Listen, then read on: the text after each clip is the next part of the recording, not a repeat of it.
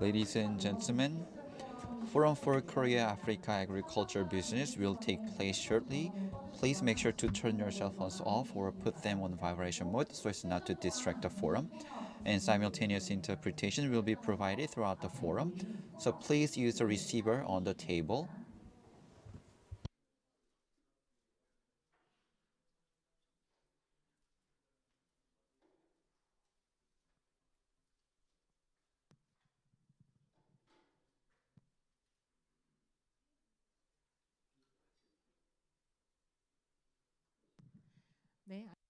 Ladies and gentlemen, good afternoon.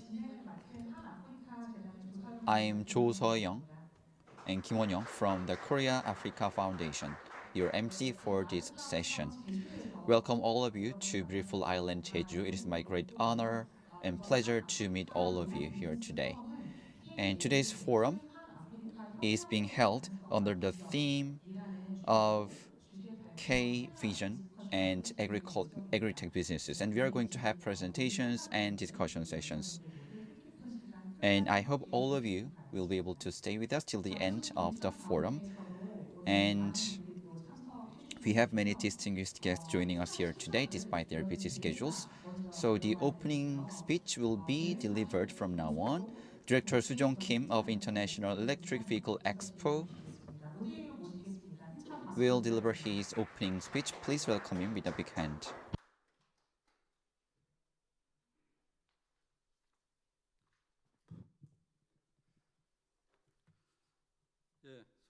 Excellencies, my name is Kim Soo-jong, as I was introduced. This is November on Jeju Island. The weather is so clear, and it is my great pleasure to be with you today at this forum. Today, this forum is being held and prepared by many institutions, and I'm the director of International Expo Vehicle Expo, one of the organizers of the forum. It is my great honor to be with you today at this Korea Africa Agribusiness Forum, which is held as a concurrent event of the first IEVEXPO. My special thanks goes to Director Im Jae-won of the Africa Korea Foundation and to experts from home and abroad who worked hard to make this event possible. We are also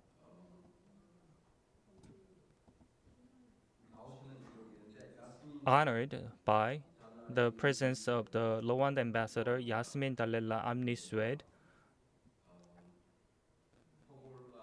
and Tanzania ambassador Togolani Adris Mabura. Thank you so much for honoring this occasion with your presence.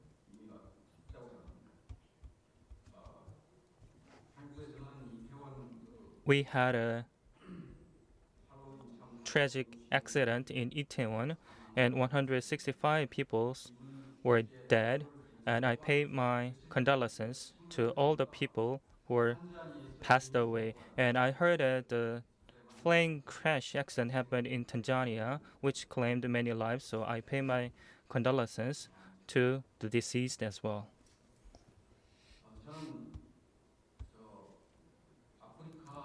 Actually, I have a special Africa-related anecdote to share in my opening remark. Back in 2002, as you well may be aware, the Rio Plus 10 Summit at Johannesburg, South Africa, the World Summit on Sustainable Development, or Rio Plus 10 Summit, was held. And I happened to go there with a delegation of several hundreds NGO representatives. And actually, back in 2002, NGO activities was so vibrant, so that's why several hundreds of NGO representatives were sent to the Rio Plus 10. At the expo, I sat down on a chair, and one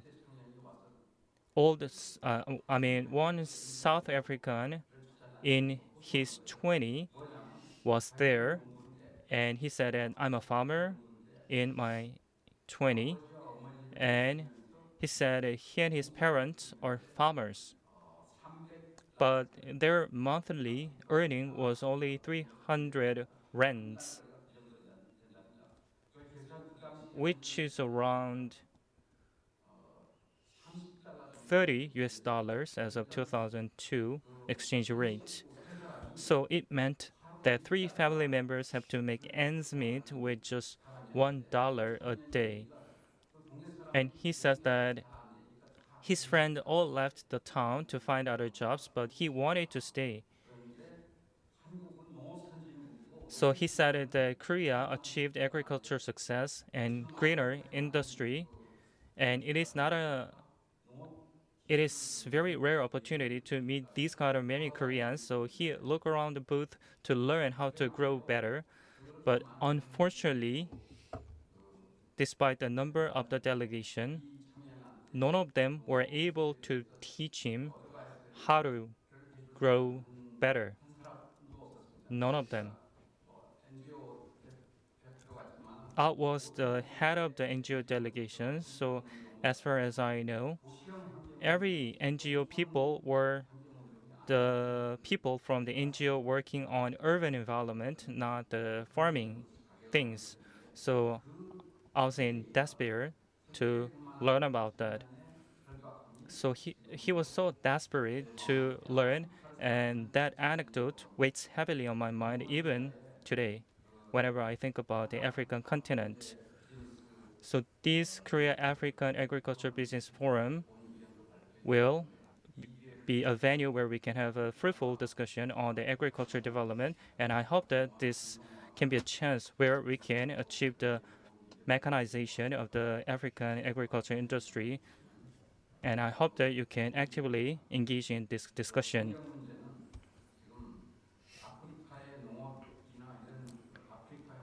So we cannot resolve the global environmental issue unless we resolve the environmental issue within the African continent, because the continent itself is so significant. And recently, many Korean people have a great interest in the African continent, which is something we need to welcome. And all the speakers and discussants and dear participant, thank you so much for your participation. Thank you very much, Director Kim, for your message. In particular, to protect Africa's agriculture and environment, we need to protect the world, and which I find very meaningful. And next, Director Jae-hoon Lim of the Korea Africa Foundation will deliver his congratulatory message. Please welcome him with a big hand.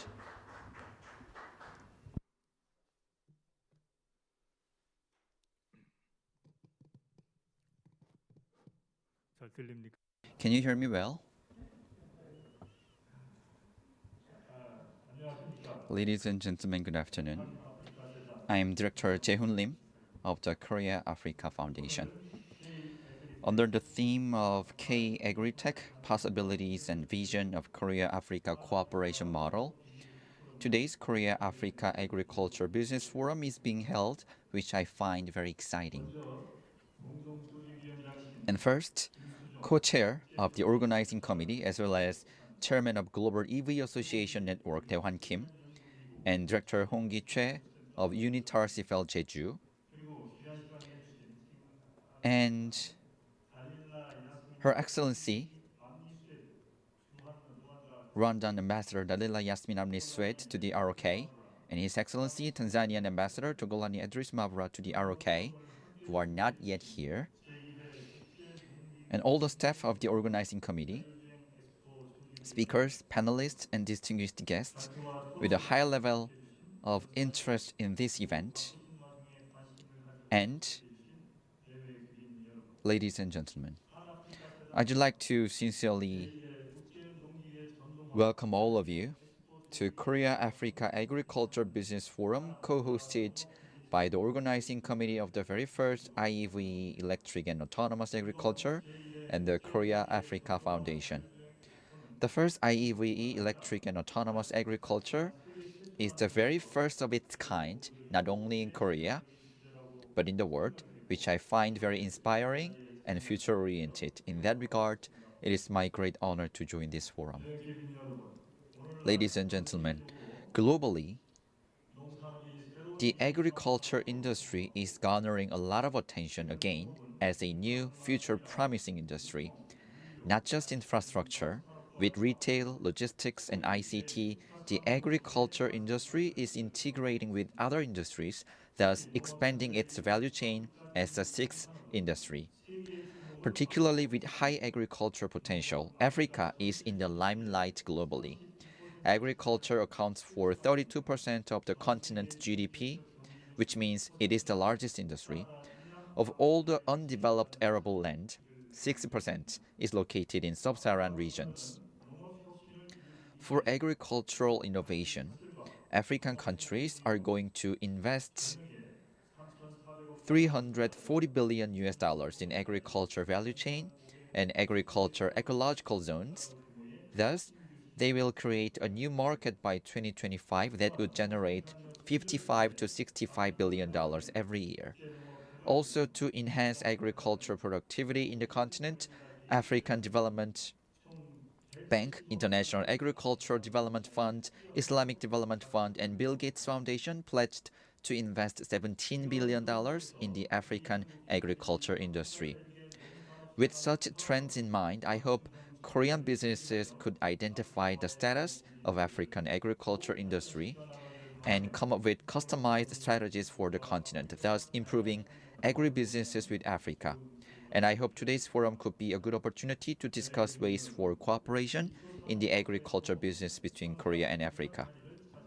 Ladies and gentlemen, as a primary industry, agriculture has been playing a pivotal role, and the COVID-19 pandemic and climate change once again remind us how important and valuable the agriculture industry is. In that regard, I find today's theme very timely and proper. And this forum is very much significant since Korea and Africa gathered together to seek out further cooperation. There is a Nigerian proverb that goes, "No one can dream prosperity alone." I hope all of you, could solidify your friendship and share insight for future prosperity. Once again, I'd like to express my sincere gratitude to all those who have made this event possible. Thank you for your attention. Thank you so much for your remark. He talked about the agriculture and potential of the African continent, whose potential are limitless, he said. And thank you so much for your good remarks. And next, we will be hearing the congratulatory remark, which will be made by Director Choi Hong-gi of CFAR Jeju. I'd like to invite him to the stage.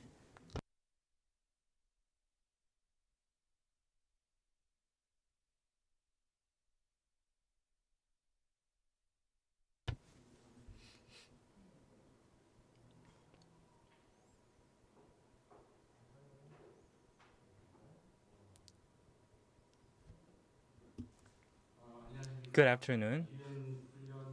I'm from the United Nations UNITAR. I'm the director of CFAR Jeju, Choi Hong-gi. Climate finding responses and strategies envisaged by the agricultural communities and their international cooperation are needed more than ever. And at this critical juncture, I am delighted to deliver my congratulation message for the successful opening of this forum. My special thanks go to Mr. Kim Dae-hwan, chairman of the Global EV Association Network, and all the organizers of the Expo, as well as the member of the Korean African Foundation for your hard work. Also, I'd like to express my gratitude to all the participants who traveled a long distance to attend today's forum. My institution is a regional training center affiliated to UNITAR, the training unit of the United Nations, and its mission is to deliver SDGs at the local level. Thus, we paid a close attention to the agriculture industry as this core sector is directly related to the entire 17 SDG goals. So far, the agriculture industry has grown quantitatively, contributing to the security and the economic prosperity of the world. Going forward, its entire value chain has to grow qualitatively as well, taking environmental and social values into consideration. Extreme weather events and climate crisis also necessitates the transition into more sustainable agriculture. Globally, this sustainability can be achieved mostly through co-growth tactics. First, we need to co-grow with emerging economies, including African countries. For many emerging African economies, the agriculture industry is a flagship industry and a main growth engine. Thus, their development can be accelerated if they can access to the experiences and technologies of the countries who had gone through such development, like Korea. Also, a stronger momentum can be created if private sector investment are mobilized and their business models are shared. In this sense, I hope that today's forum can be a venue where agriculture businesses exchanges are promoted and where those exchanges can be translated into actual business partnership. Yet, those partnerships have to give consideration to the harmony with the nature as well.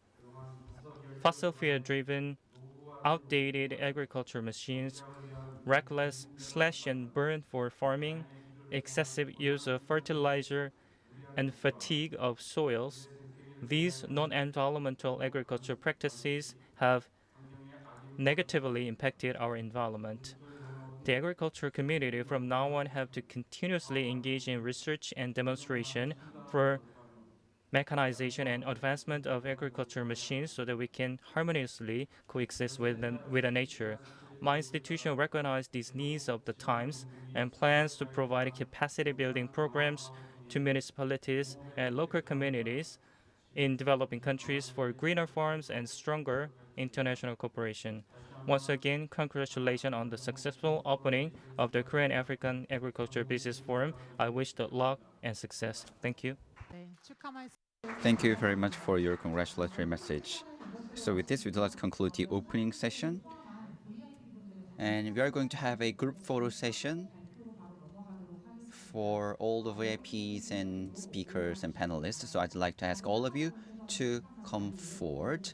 So other participants, please wait on your seat. So please come up to the stage, all the distinguished guests and VIPs and speakers, panelists.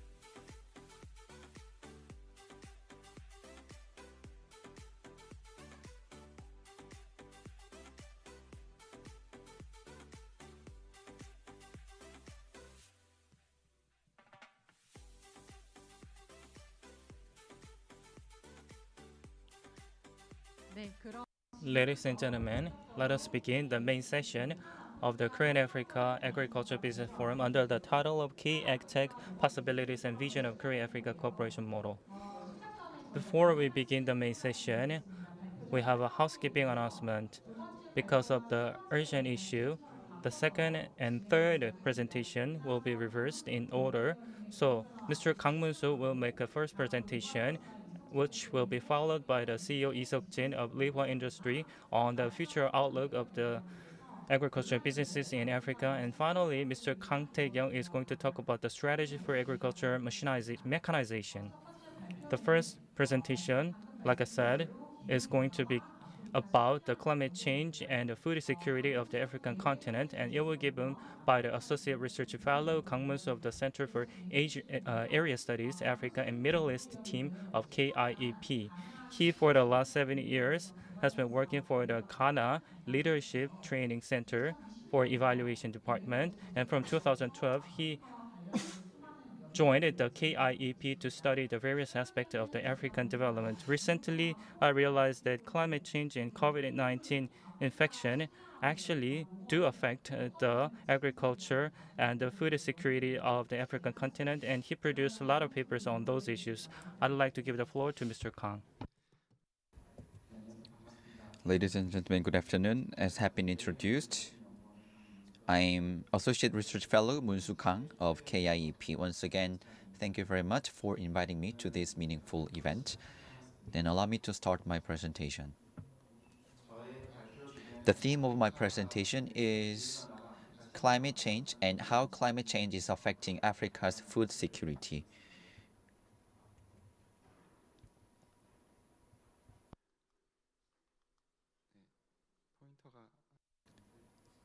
The remote is not working.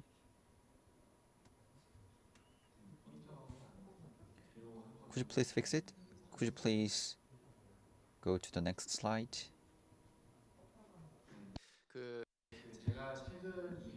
Over the last 2 years, I studied climate change, agricultural productivity, and food prices. And I also researched how these elements affect food security in Africa. So this is the background of my research. As you can see on this slide, IPCC, where scholars are gathering, released a report that the global temperature rose 1 degree, and which affects Africa a lot.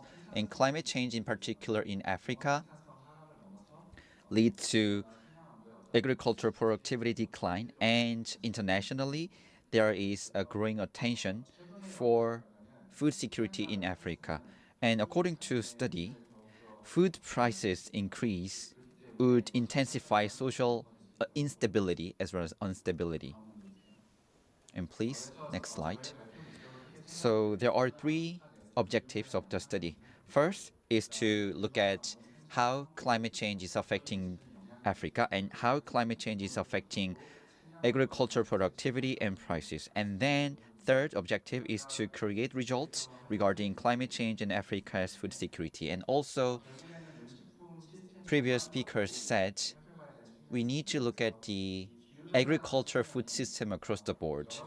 So climate change is one of the many factors, and other than it, technological innovation, market elements, and economic elements, there are so many elements mixed.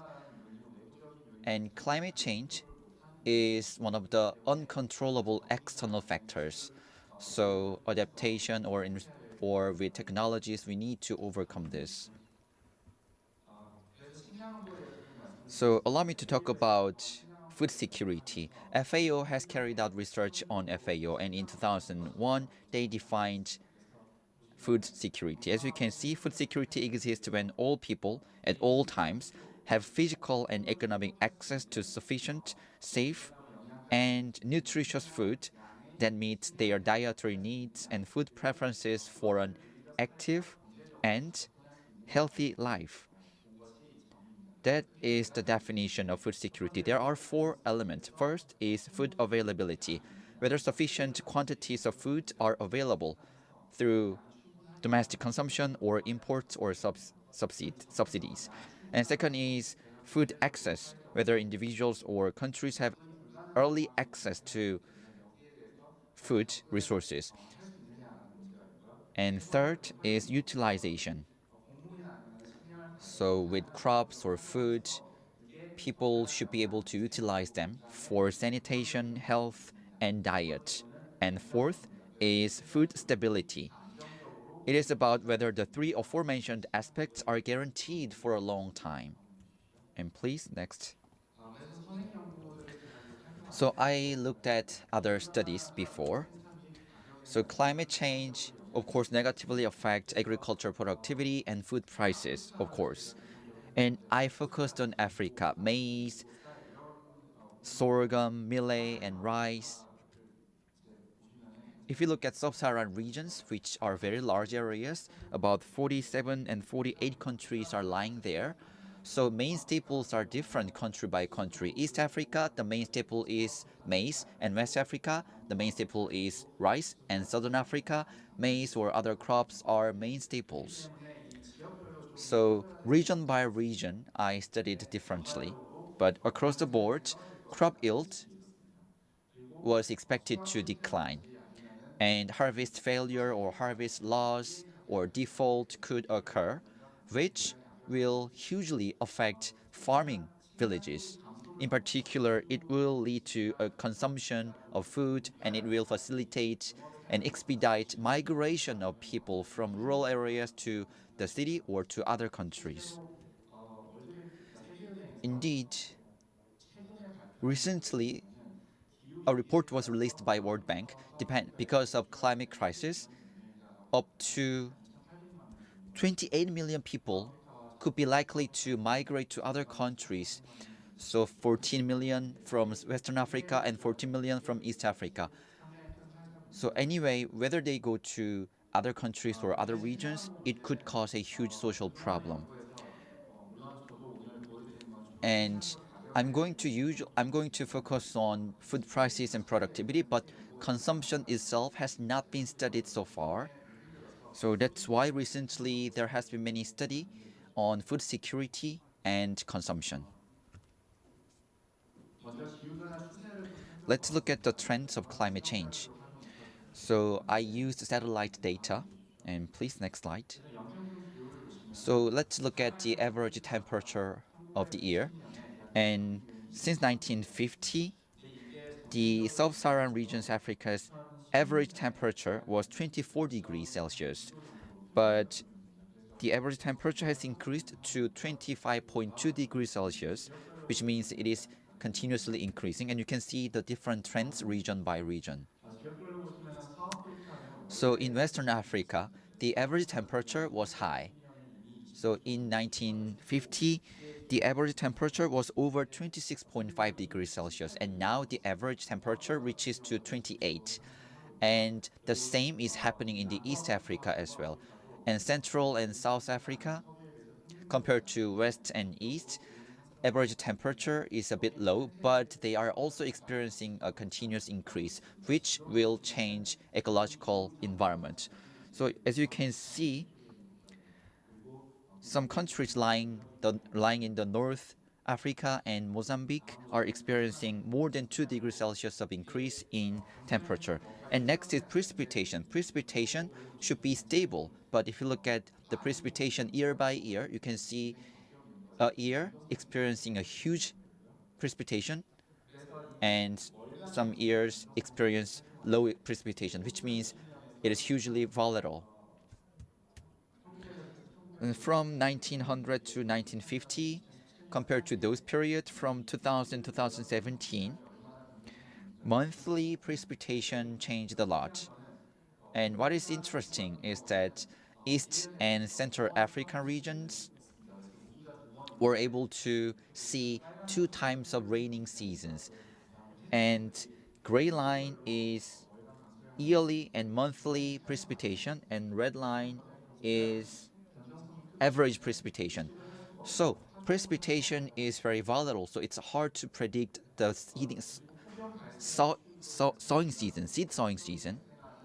And next is heat wave. We looked at regions experiencing heat waves and the period of the heat wave, and more regions are experiencing heat wave. And recently in East Africa, because of drought, some people, many countries experienced crop failure. So if you look at the map from 2010 to 2020, because of drought,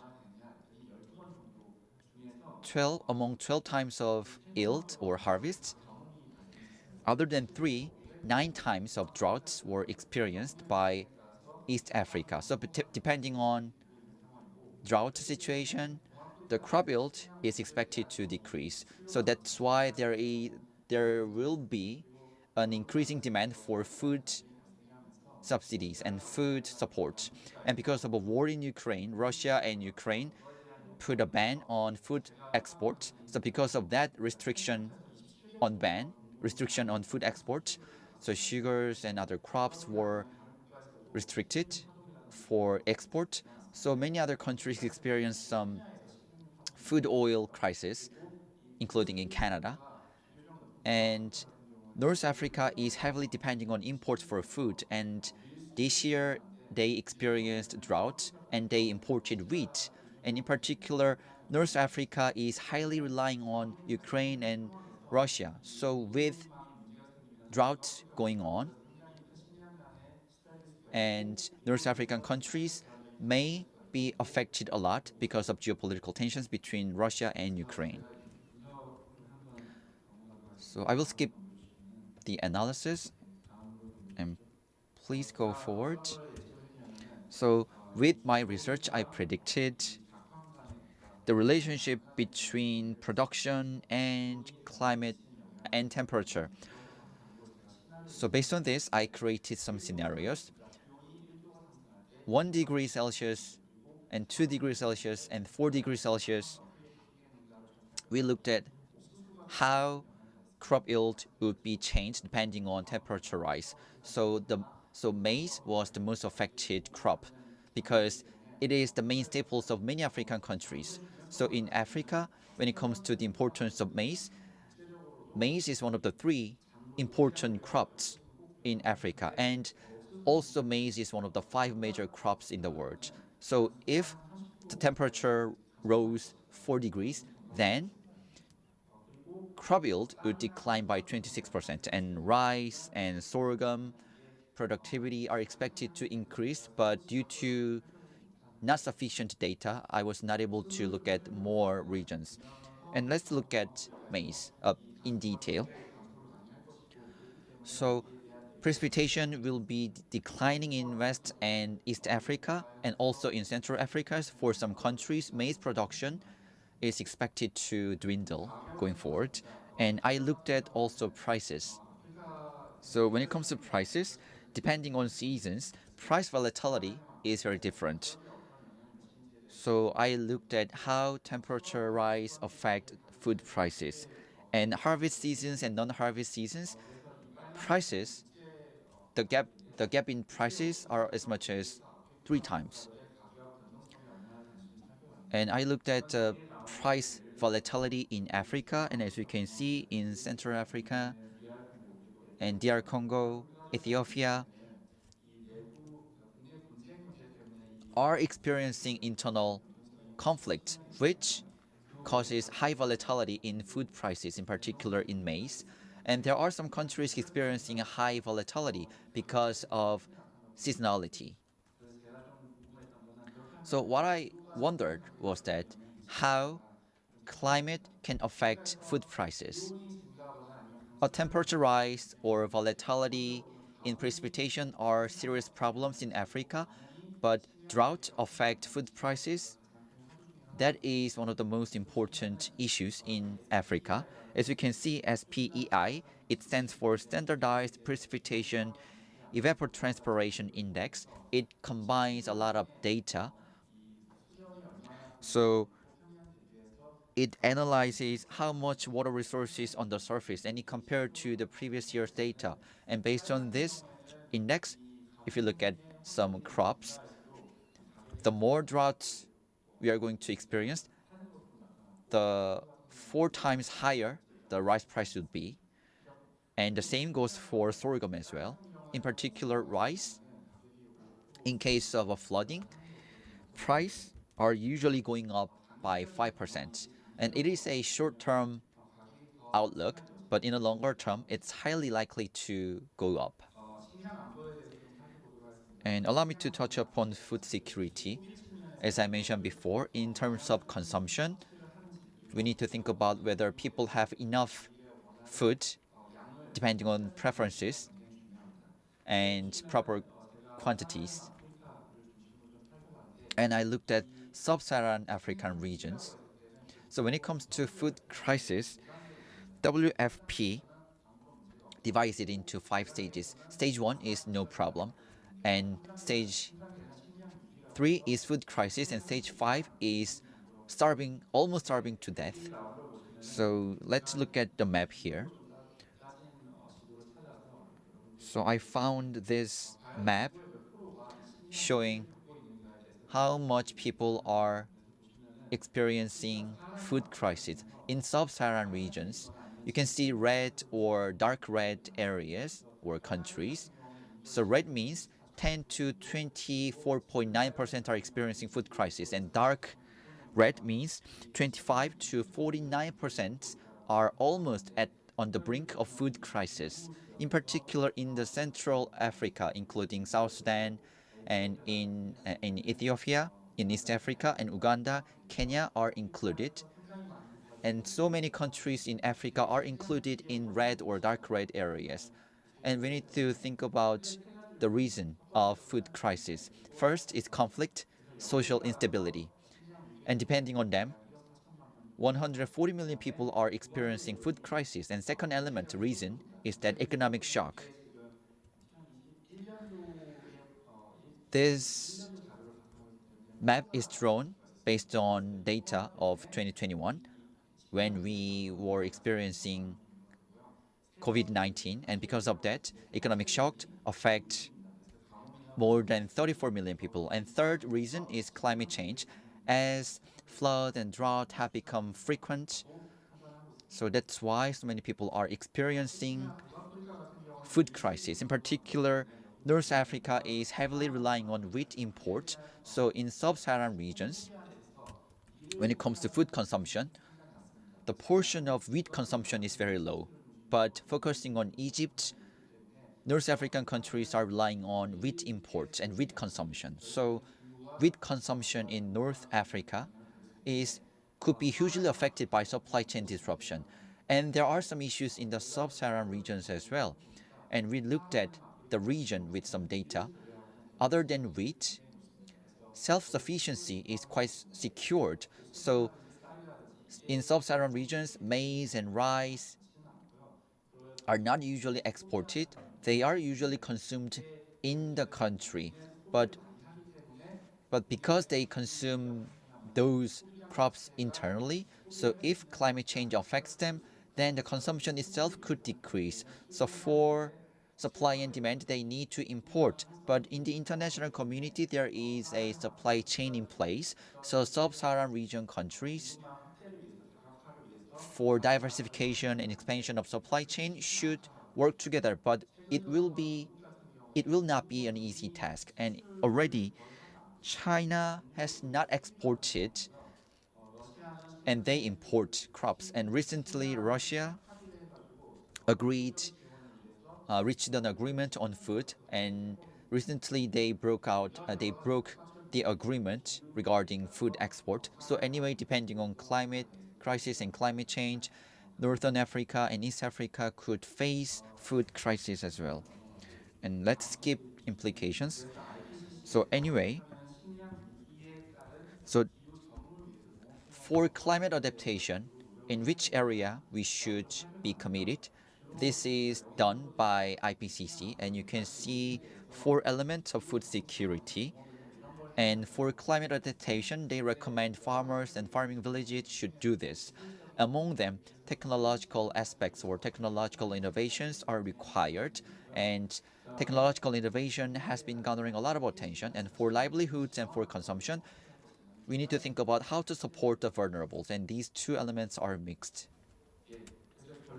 So, conclusion.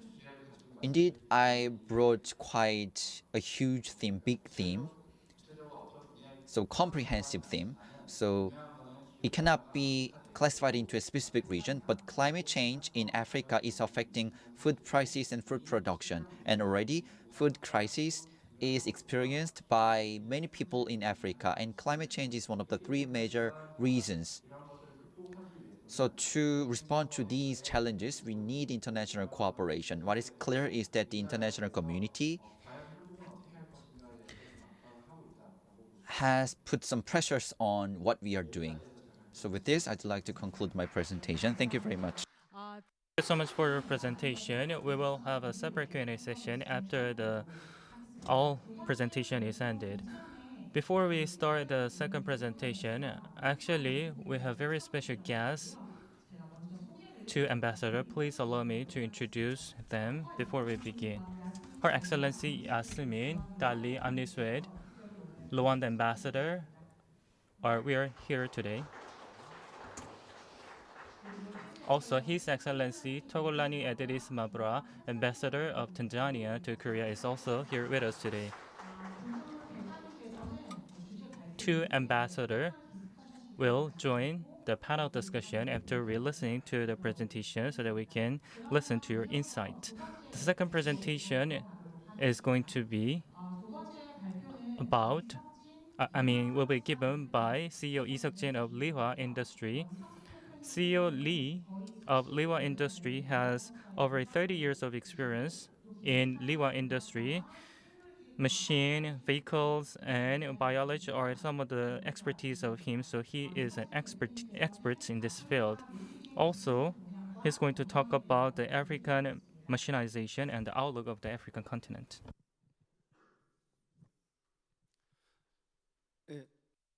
Ladies and gentlemen, good afternoon. As I've been introduced, I'm CEO Seok-jin Lee of Lihwa Industry. Once again, I'd like to sincerely thank the organizing committee for making this huge event possible, and I wish we could have bigger events going forward. Today, I'm going to talk about our experience of the last decade in Africa. And I'm going to talk about the African agri-machinery market. And I'm going to share my opinions regarding the outlook and trends.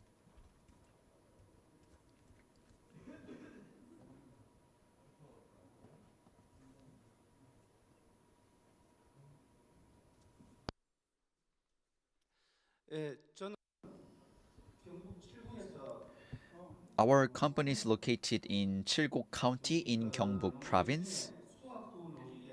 And post-harvest machines, in particular rice polishing machinery, is our main product. So we ranked #1 when it comes to small rice polishing machinery. We are a rice polishing machinery specialized company. Since 2000, we decided to upgrade the company. So that's why we started trying to advance into overseas markets. So with global companies, we have been committed to advancing into the overseas markets. And ever since the 2000s, as I mentioned before, we started advancing into the overseas market.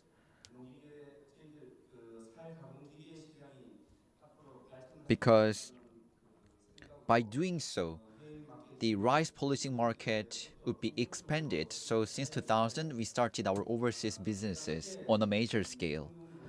At that time, Kamiko, Koika, and Sutra, these institutions have helped us for market advancement, overseas market advancement.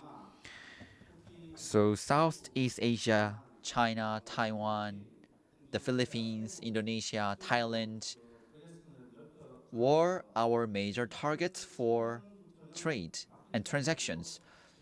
And in 2010, we started expanding our businesses into Africa. In particular, the Philippines, Japan, China, Thailand, Indonesia are putting more order for small-size rice polishing machinery. And our products, in particular rice polishing machineries, were acknowledged in Southeast Asian countries because with buyers on site, we test our products so that we can provide them with customized products. That's how we earn trust from our customers. That's why Ihwa Industries products are very popular and our reputation is quite high in Southeast Asian countries. And with our staff members, I always visited our retail shops on site so that we can have a better understanding of the market status in local areas or issues in the areas. So we are producing customized products for our customers. This is how our products have become so popular in other markets as well.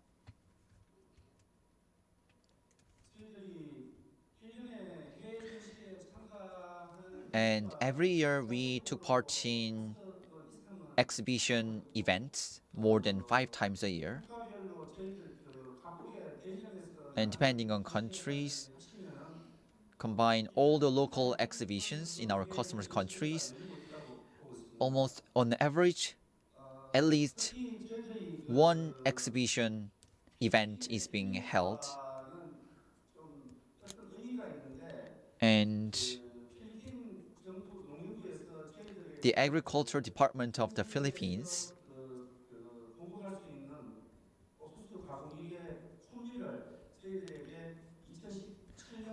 in 2017 asked us to develop cornmeal machinery, and since then, we have provided the Philippines with customized and personalized machinery.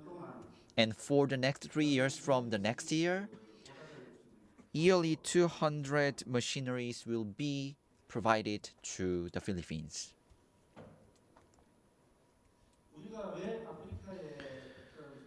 Then from now on, I'm going to talk about why we are focusing on Africa and why we have a high level of interest in Africa. So you can see this continent. In this huge continent, there are 54 countries with 1.2 billion population. So the Africa's agriculture takes up 32% of the total GDP of the continent, and 60% of the undeveloped arable land is located in sub-Saharan regions. And over the last 3 decades, the population of Africa doubled and the people living in the city tripled. But crop productivity increased just by 1.8 times. So, most African countries will be likely to experience food shortage.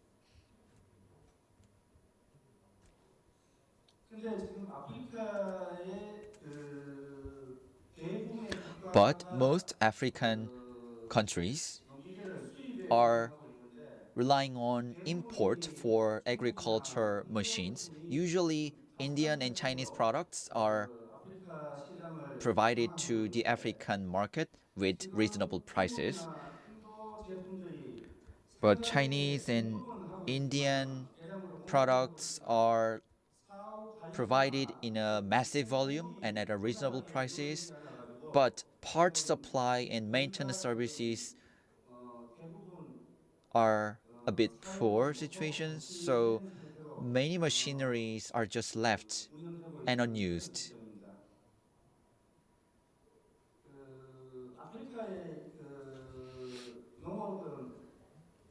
The agriculture industry in Africa is focusing on small-scale farming or self-sufficient farming.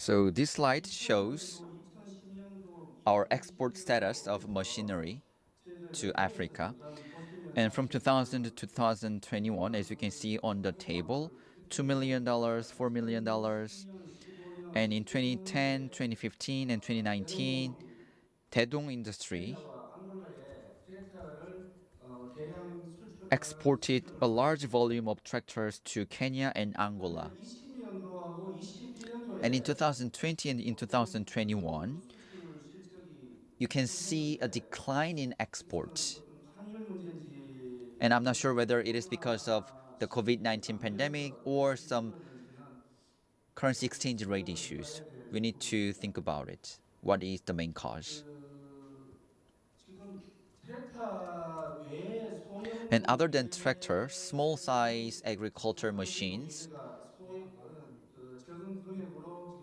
지금 아프리카 are 시장을 exported to the 수출하고 있는 African market with 상황입니다. reasonable prices.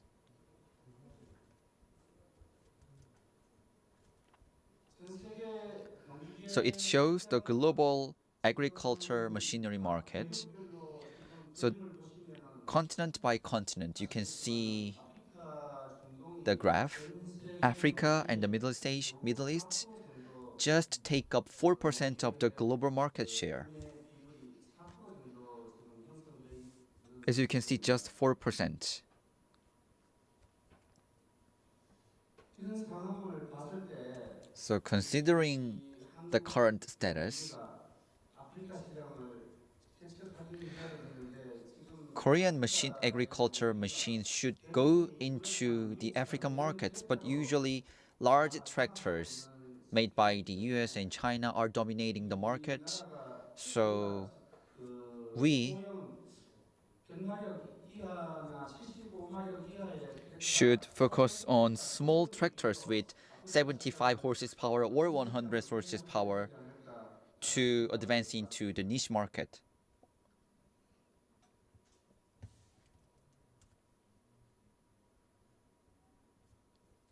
한국 농기계가 지금 So you can 그나마 see the 대동공업이 current status of Korean 아프리카 케냐나 agri 앙골라에 machinery exports. 트랙터를 So 수출하고 있는 Daedong is 상황이고 exporting tractors 그 to Kenya and Angola. In 2015년도에 옛날에 2015, 아마 매스컴에서 크게 이슈가 되었는데 the media covered 2015년도하고 this 2019년도에 export 대동공업이 very 트랙터를 well. In 케냐와 앙골라에 2015, as I 대량 mentioned before, Daedong was able to 공급하는 기간을 establish a contract 이뤘습니다. for large volume 그때 그 provision of 대동공업이 tractors to Kenya and Angola.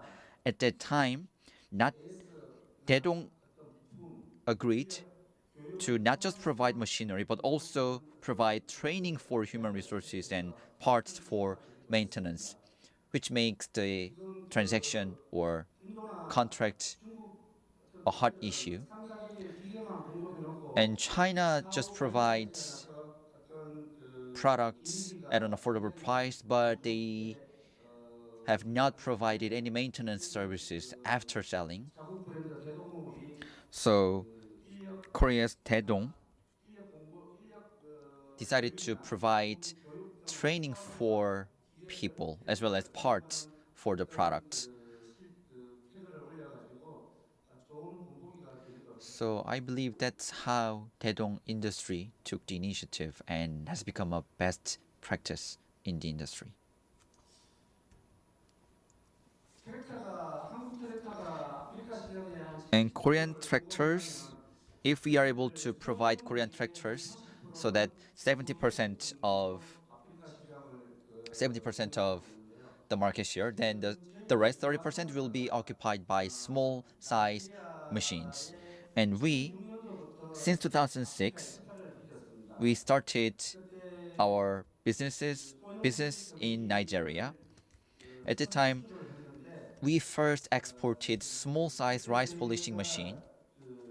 전략을 세운 게 At the time, we 센터 had a strategy. 관리하고 정부 기관 계시는 분들하고 With the government officials and with our staff members 한국에 and with those working in the bio sector, 전시회가 있을 때마다 한 5년 for 5 years, every time there is an exhibition for food or agri-tech, 배달통이 한 50% 비행기 We supported 50% of flights, 농기계 전시회를 flight cost. So for 5 years, 또 we 대기업 help Nigerian people 멘토링 투어도 경영해서 have 한국의 factory 농기계를 tour 개발할 수 있는 기회를 and take 오래전부터 part in 저희가 exhibitions so that they can have a first-hand experience of Korean agri-tech 나이지리아 machinery. 분들에게 유아 산업 브랜드에 대한 So 이미지를 this is how we 전환시키기에 promoted 지금도 ourselves 진행되고 in 있는데 Nigeria. 그런 어떤 We 노력이 financially supported them. 그때 2016년도에 코이카와 And in 2016, with Koika and local dealers and with Kamiko, 협업으로 나이지리아의 RTC 지금 저한테는 뭐그 we set up 부동산이 an RPC in Nigeria. It cost a lot. 받을 정도 It cost $2 million, 그런 기억이 있습니다. and we 그리고 achieved more than $2 million of 2014년도 revenue. 카메룬의 And in ODA 사업으로 2014, as an ODA project, we export with Kamiko and Korea Rural Community Corporation 한아프리카 is 재단과 we dry 아프리카 polishing 재단으로 facilities. 청도에 2개국 And in 전시회를 2019, 나갔다가 we 현지의 showcased our product in Ethiopia. 이코스를 알게 되어가지고 And we happen to know a 회장님을 company, 먼저 아프리카 농기계 시장 진출에 and 대한 with the 공감대를 president of the company and I 지금도 reached the 이코스에 consensus. 맞는 독식인 So 가공 기계를 지금 개발하고 currently, we are developing a machine for customized for Ethiopia's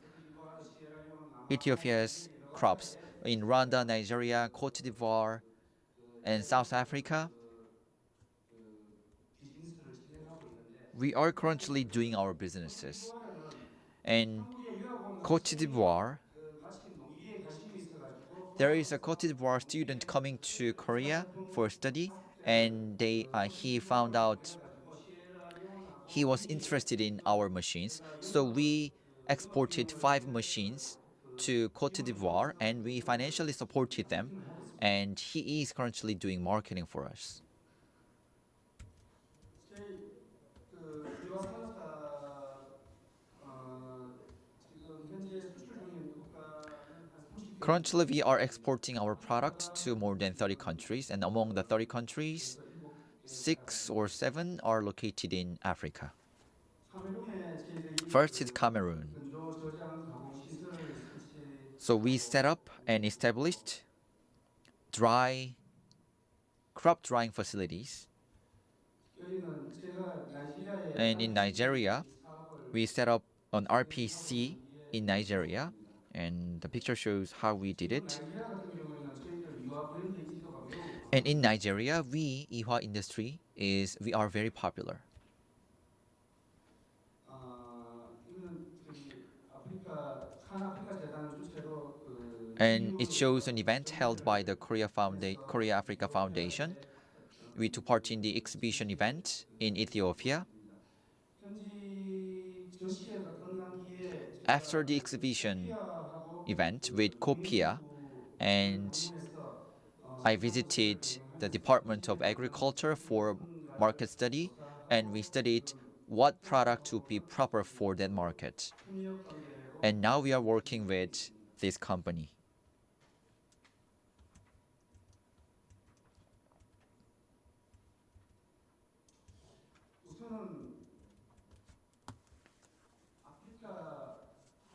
First, let's look at our business activities and market advancement strategies.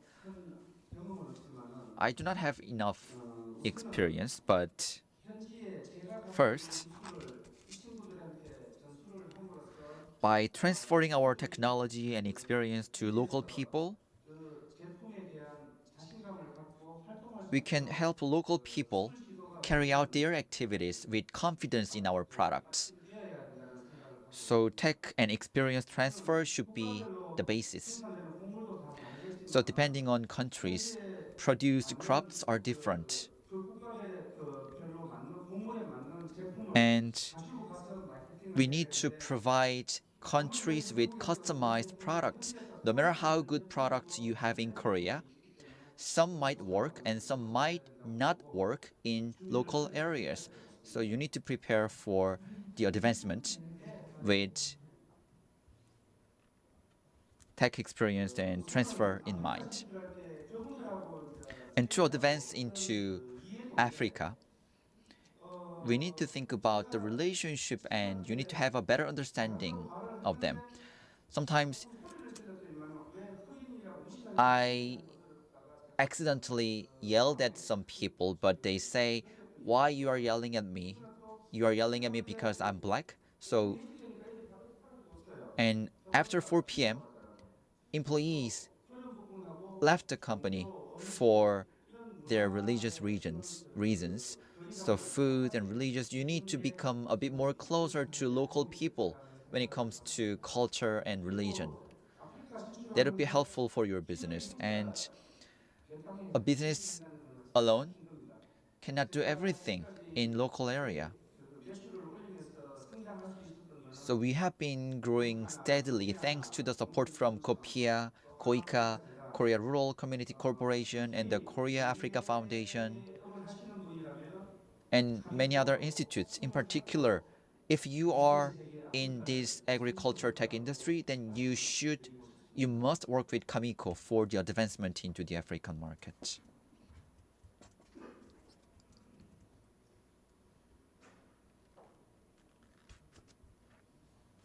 그냥 참고로 이렇게 텍사스에서 봤는데요.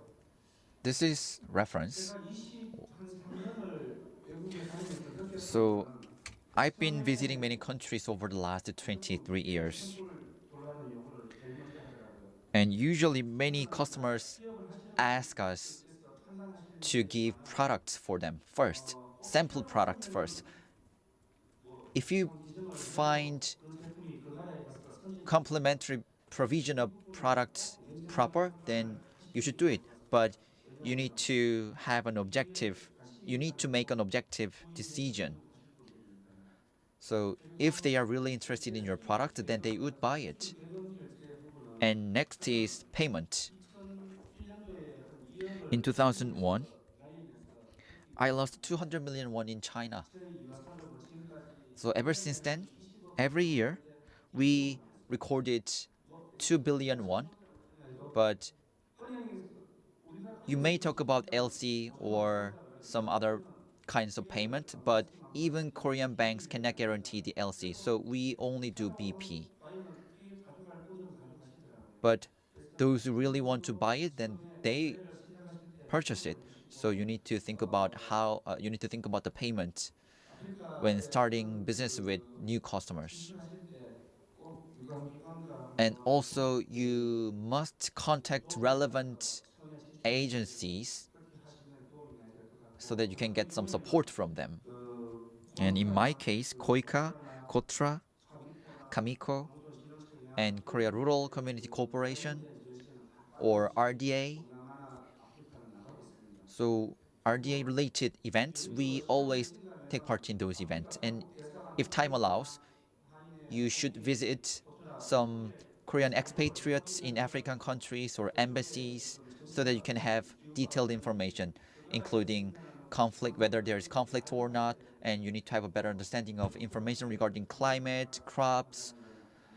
So selling rice to countries focusing on field farming is not an option. So you should consider the current status. So it is called tetpu, which is a main staple in the country, and it shows how they test our products. And also you can see a cornmeal developed by us upon the request from the Philippines government. So please wrap up the presentation.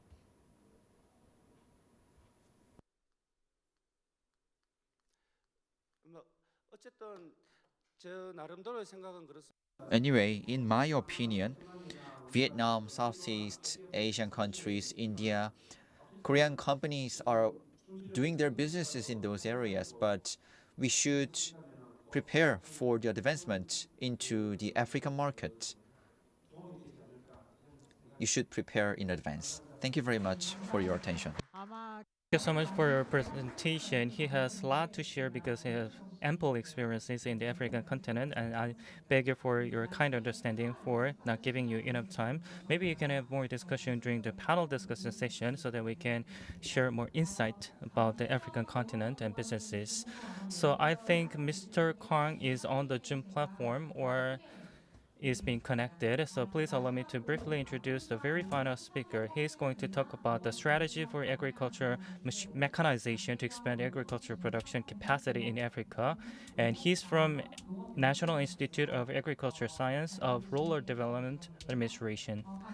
Mr. Kang, agriculture researcher, majored in agriculture. He holds master and bachelor degree in agriculture, and also he worked for the National Academy of Agriculture Science for over 30 years, so he is nothing short of the veteran in this field. He's going to deliver the presentation through the Zoom platform. Please welcome with a big round of applause. Can you hear my voice, Mr. Kang? The floor is yours, and you have 20. Please finish the presentation by 25. You said that you cannot see my face. Please wait. I will turn off the camera. Please give me some time so that I can turn on the camera. Yes, I can see your face. Okay.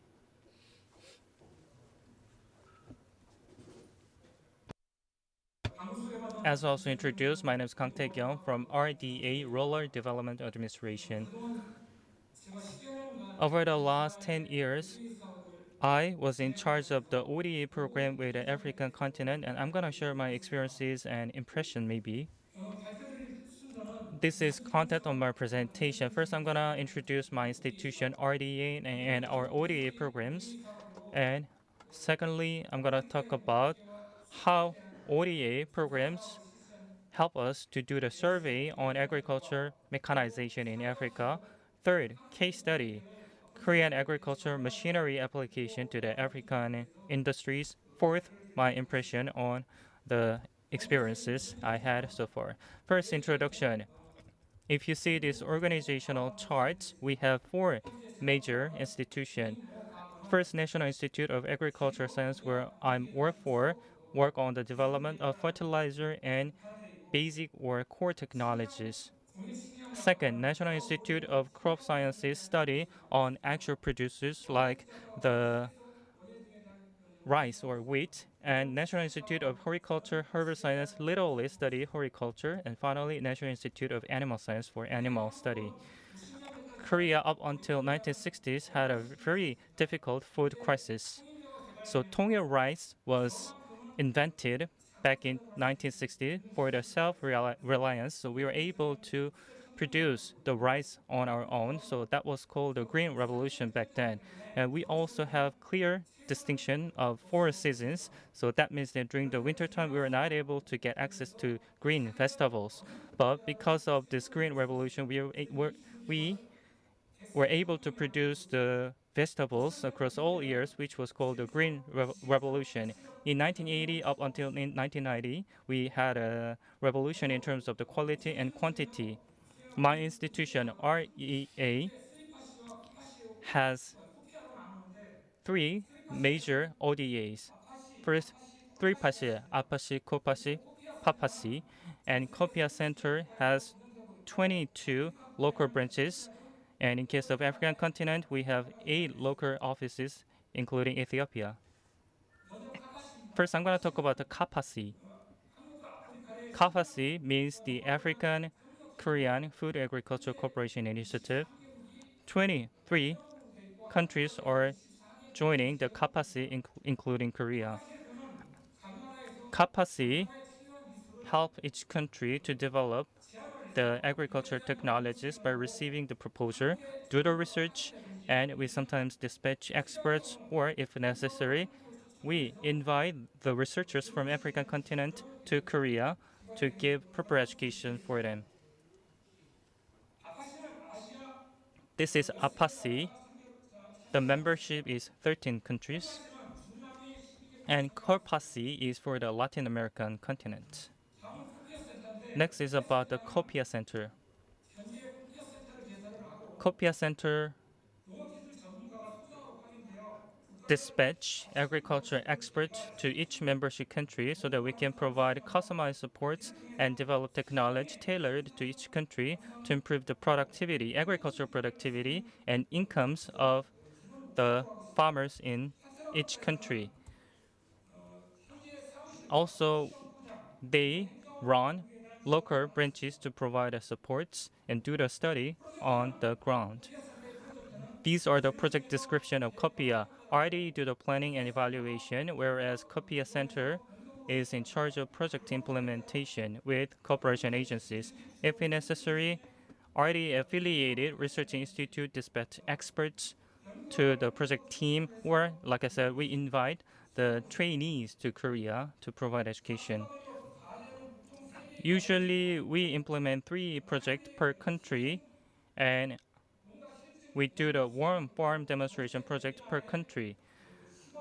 We have 4 model village project going on in 4 countries in 4 regions to spread the model to as many as country possible. Next, I'm going to talk about the survey on the current status of the Africa in terms of agriculture mechanization. This project first initiated in 2017 December and concluded in November 2019. 18 countries, including Cameroon, participated in the project. And for the effective implementation of the project in 2017, we invited participants from all countries to hold a symposium in Korea. The final evaluation meeting was held in Kenya back in 2019. This is the methodological schema of the survey. First, we selected the targets and areas for research and developed questionnaire, educated surveyors, and performed the survey and analyzed the data.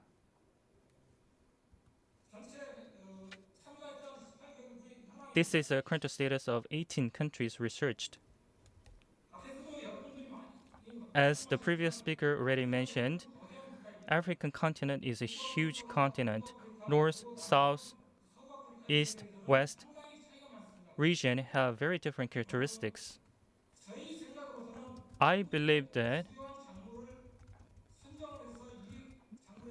and I thought that maybe we can select 1 or 2 major producers to do the kind of meta study, but we realized that the continent way too large to select 1 or 2 crops. And this is the current status of the agriculture population in the African continent. Most of the farmers are male, and if you see the age population, it varies between countries. However, most of them, in some countries, most of them were in the middle-aged, and the population rather decreased in those kind of countries. The academic background or literacy level were somewhat low, and the majority of them were small farmers. Next is the level of mechanization. The key activity or the most labor-intensive process of the farming is the packaging. That packaging is kind of mostly mechanized in most of the countries on the African continent.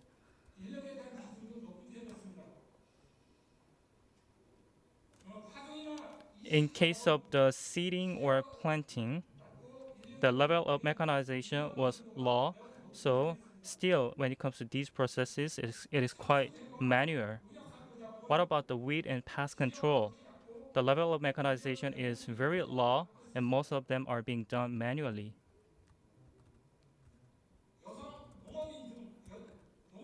Among female farmers, for female farmers, actually this part is the most difficult part, harvesting and threshing. What about the level of mechanization for harvesting and threshing? It is almost none, and most of the work are being done by female farmers when it comes to harvesting and threshing.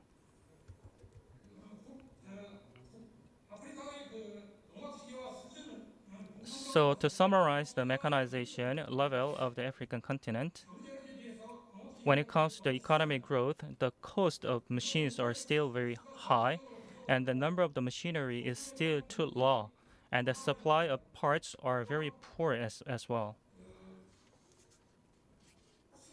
Also, maintenance, repair, supply of the replacement are not much properly supplied, not to mention the warranty services, land ownership issue, loan issue, high interest rates are some of the stumbling stones for the mechanization of the continent as well.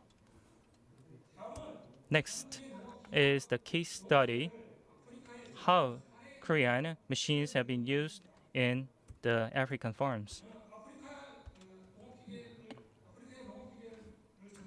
Korea supplied machines for the African farmers, especially soybeans in Zimbabwe. Why it was soybean? It is because soybean is one of the most critical staple in Zimbabwe, followed by the maize. Actually, in Korea, we don't have much machines for maize, so we decided to provide soybean machines instead of the maize. In case of Korea, staple is rice, so we have ample rice machines, but rice is not much consumed in Zimbabwe. So we concluded that soybean machinery is the proper machine we can provide to Zimbabwe. It started in 2013, and the project was done for 3 years up until 2014, and 20 machineries were provided, and most of them are quite small in size. I went there in person and talked with the researchers to teach how to operate them and repair them. Along with the knowledge sharing, I did some kind of experiment with the local researchers. And in 2014, the last year, we did some kind of demonstration at the site with the local researchers as well. These products are quite small in size, and most of them are half manual in most of the cases. This is the second case, and this is about the program for sorghum and foxtail millet. It was started in 2017 up until 2019 as part of the COPIA program.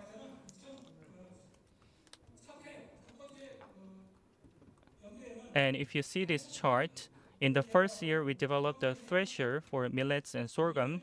In the second year, we developed the milling machine. That was the intention. However, as it was said by the CEO Lee, milling machine requires high level of the subject matter knowledge. So we decided to just test the Korean milling machine instead of actually using it at the site. In the third year, we established local assembly factories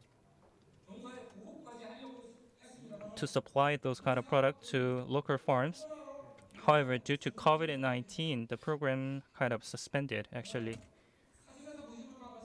These are the examples of the introduction of milling machine to local regions, and the product manufactured by Liwa Industry was supplied and did a testing as well. Also, this thresher was actually used in local farms and did a demonstration and showcased as well.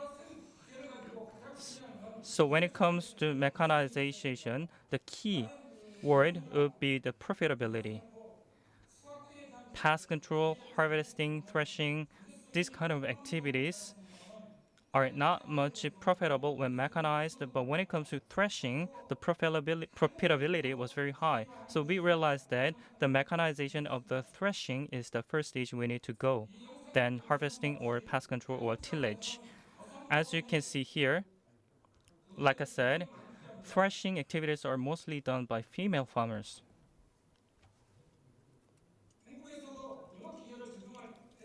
When Korea first introduced the agriculture machine, female farmers had a great interest in some of the product, and those products made a great success in Korea. So as you can see in this video clip, female farmers paid a great interest in threshers. So if we introduce and supply threshers to the African continent, the possibility of success is very high, I thought. This is my idea on the future way forward. But before that, I'm going to talk about the history of Korea's agriculture development. Back in 2019, the machinization was first started, and it was mostly about the disaster management machines. The power tillers were first introduced and tested. Stepping into 1970s, people started to develop the technology that can replace the manual works, and that was a moment when we introduced rice transplanters, binders, and actually in 1980s, Korea started the rapid industrialization, so the speed of mechanization accelerated. After 1990s, automation and robotization are the main activities of the Korean society. So the paradigm of the mechanization has been changing. In the past, we had a little input, so the output was little as well. However, things has changed. We optimize the input to maximize the output. So optimize input and higher output would be the vision we need to work on going forward when it comes to mechanization. Like I said, I managed many ODA programs with an African partner, and let me share my impression and my thoughts. The technology provided by Korea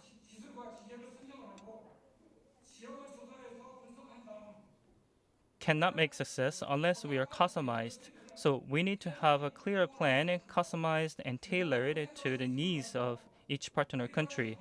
Also, selection and focus is critical.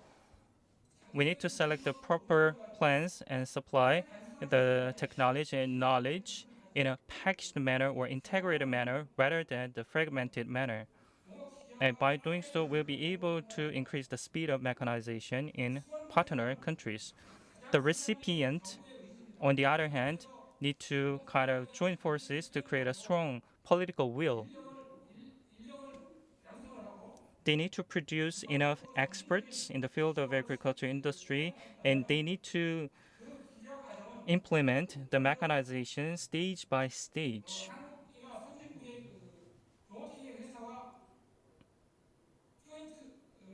This is why they need to create kind of joint venture like partnership with a Korean agriculture company.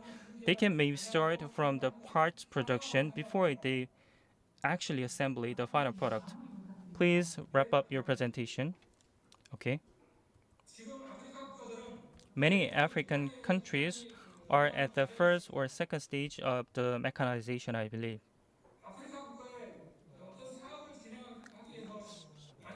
So let's say that you have $100,000 for the mechanization, and most of them likely to purchase tractors.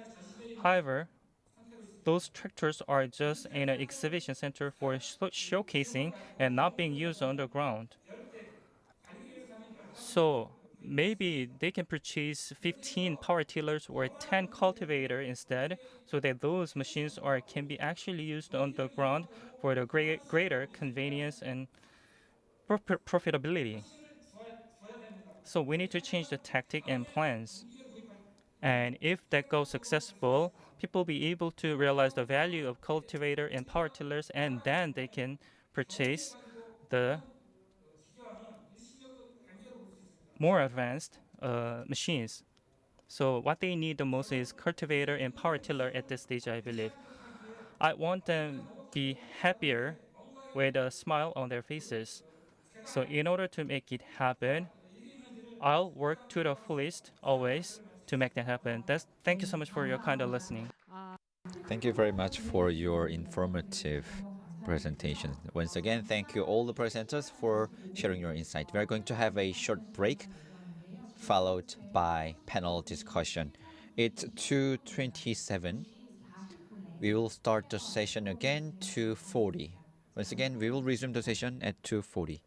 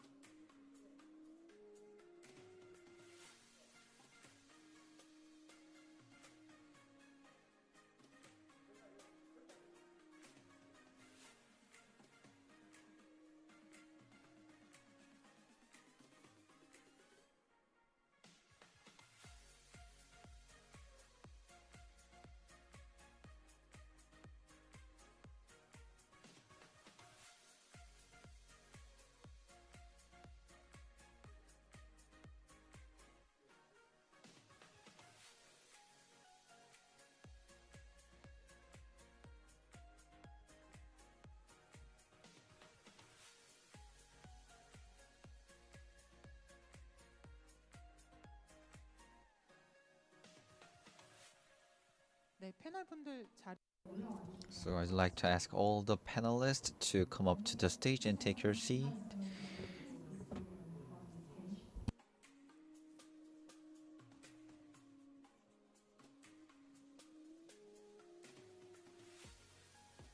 네, 1분 정도 In a minute, we are going to start the panel discussion.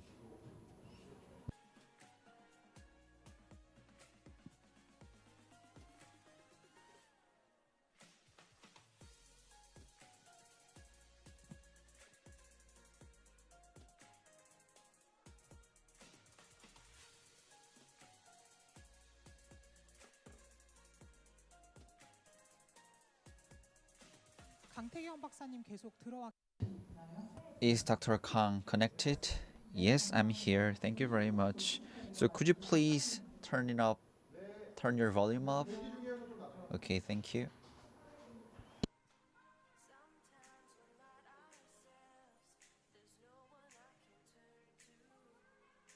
네, 그럼 Then from now on, we'd like to commence the panel discussion session. 통역기 다 자리에 다시 배치되어 있고요. So we put the receiver on the desk.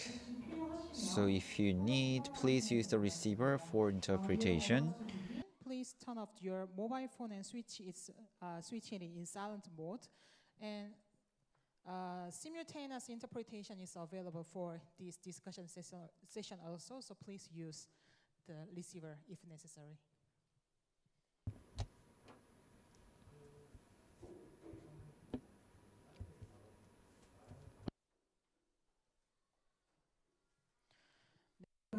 Then from now on, we'd like to start the panel discussion session. So we have three panelists, three speakers, as well as joined by many distinguished guests. I'm going to introduce one by one. First, Her Excellency Yasmin Amli Strait, Ambassador of Rwanda to South Korea. And she worked as Consul General and also in Mili, Rwanda, and brand communication and marketing manager was her title before. So policies and economies, I believe she will be able to give insightful information today. And next, His Excellency Togolani Edris Mavra, Ambassador of Tanzania to South Korea. And Mr. Ambassador started working as ambassador in Korea from last year. And he worked as an assistant for President of Tanzania for many years. And public information, communication in many areas. He has been working in those fields as an expert.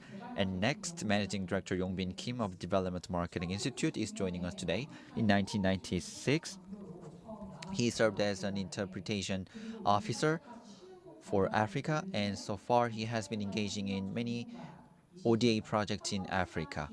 And he worked at GS Construction and Samsung, and he has been working in the private sector areas and focusing on many projects.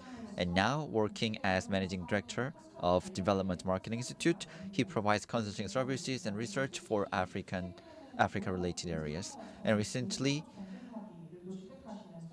he earned another degree from agriculture. Indeed, we have known him as Africa and development expert, but now he is an agriculture expert as well. And he will be able to also share some insightful information. And last but not least, Boitumelo Mugali. And from Botswana University, she studied statistics and economics. And now she's working as an energy officer. And now is studying energy and environment in Korea University as well. And I believe she will be able to express opinions regarding the topic and subject matters of the forum today. Then first, I'm going to elaborate how the session will proceed. First, three speakers already made presentations, so I'm going to give you other panelists for comments or your free opinions for 5 minutes.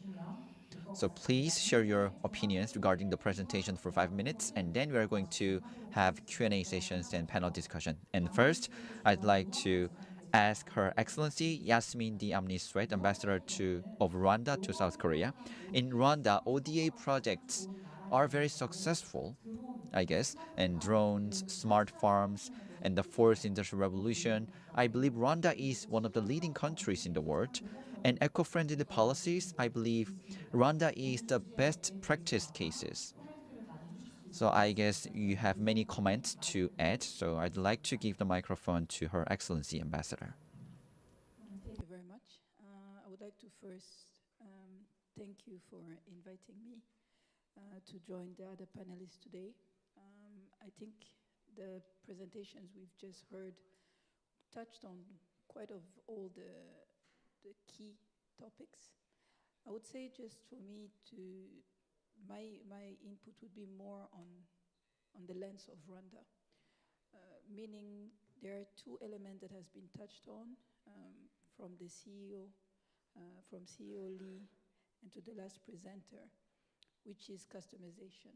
I think it's a critical element when we talk about mechanization. You cannot just copy-paste mechanization, and there is a need to do research and to work with the private sector to be able to come up with something that is relevant.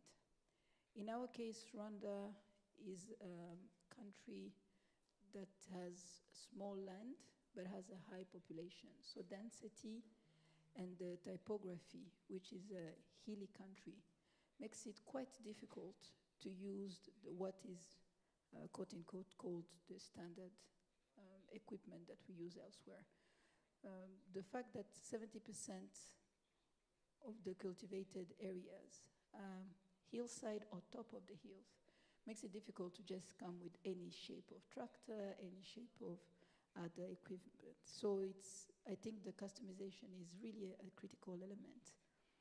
And I do think that Korea has a very specific advantage on that side because they have, for us, similar areas that it looks like Rwanda, and I believe that they have the flexibility and know-how. I was very inspired by the experience of CEO Lee because I felt he did understand where were the bottlenecks when it comes to the mechanization journey. I think the second element that for me made also quite some sense and was relevant to Rwanda is how do you sustain mechanization? And I think the call of being there now in Africa and taking more risk is a very valid call. I've heard talk about other areas of the world that export to Africa, but I think when it comes to spare parts, when it comes to maintenance, when it comes to capacity building, if we are looking at long term, it will require to invest on the continent. In the case of Rwanda, we are very open to work with investors in different formats, being PPPs or other formats, and we give strong incentives in order to make the journey easier for the investor. But we think the only way to make sure that it will be adopted and sustained is that it's produced locally. So I thought these are the 2 points that I could start for, and then as we go on, we can maybe expand. Thank you. 네, 감사합니다. Thank you very much for sharing your insight. You pointed out two aspects. First is customization, and second is how to sustain mechanization and maintenance. So she talked about very important two aspects. Thank you for sharing your information, and I'd like to ask another comments later on. And next, His Excellency Togolani Idris Mavra. And as far as I know, in Tanzania, agriculture accounts 27% of GDP and 24% of exports. And also research fellow Dr. Kang said because of war in Ukraine, African countries, in particular North African countries, have difficulties importing wheat. But while Tanzania recently increased production and export of wheat, and I believe you have been pushing forward related policies, so to increase agricultural productivity and I believe you have a lot of opinions regarding cooperation between Africa and Korea. So please share your thoughts. Thank you so much. I also benefited immensely from the discussions, presentations which were made before. I was following closely, and I found this session very, very relevant to us. I think it's the first session I attended since I came to Korea on agriculture that I found very relevant to our situation. As you rightly put the data, with that data where 29% of the GDP is coming from agriculture, 35% of export is from agriculture, 65% of exports, of the employment in Tanzania is coming from the agriculture. So literally, I'm ambassador of agriculture. that becomes automatic. Now, with us, it's true that we have, agriculture productivity is booming, right? But it's not booming enough to catch up with the demand within the country and outside the country, right? Within the country, our population is growing by 3.2% per year. So we are adding roughly 2 million people every year, right? So we need to catch up, right? But second, much as we're exporting some of the food items, but we're importing about 1.2 billion US dollars worth of food, semi-processed food, things like sugar and things like that, including rice itself. So the demand is still huge. We have the good thing, unlike my sister here, we have enough land, but we have around 29 million hectares of land which is potential for irrigation, but only less than 500,000 are irrigated.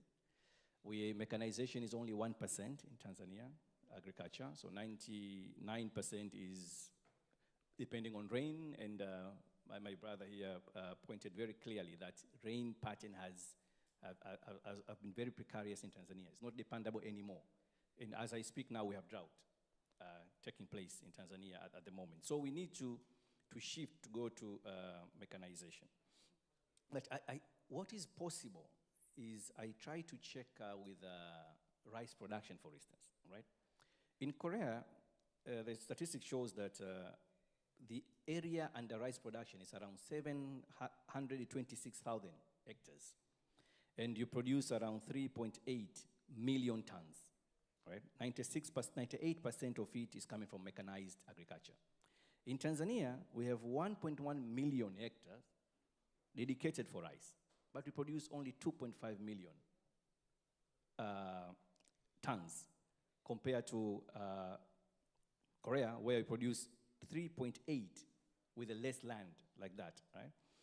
And out of that, only 9% from the irrigation, but the potential for rice production is around 21 million hectares. So what we see is even that increase in production, that which makes Tanzania now the fourth largest producer of rice in Africa, it was coming from the support from JICA, Japan, right?